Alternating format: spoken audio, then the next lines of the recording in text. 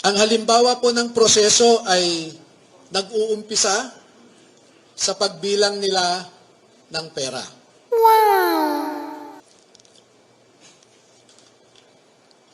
Ang susunod po,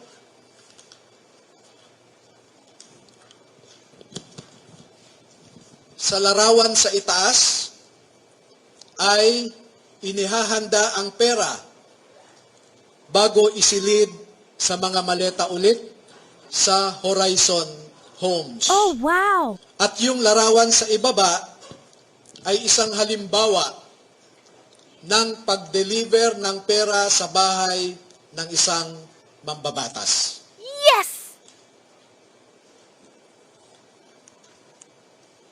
Makikita po ninyo na may nangyari kay Master Sergeant Gutesa. Sa aking tanggap na impormasyon ay napilitan siyang mag-execute ng isang affidavit na kung saan ay sinasabi niya na hindi siya kasali o wala siyang nalalaman sa mga pagde-deliver ng mga mali-malitang pera. What?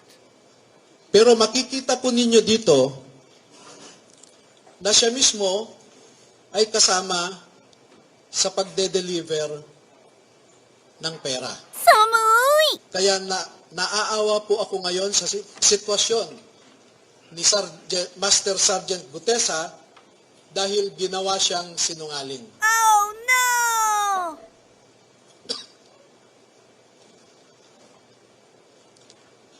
Meron pong iba pang mga larawan na sa tamang forum later ay maglalahad pa kami ng karagdagang mga ebidensya.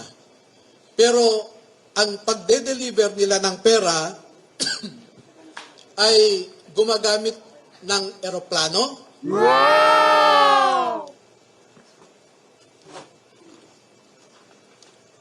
Gumagamit din sila ng helicopter. Wow!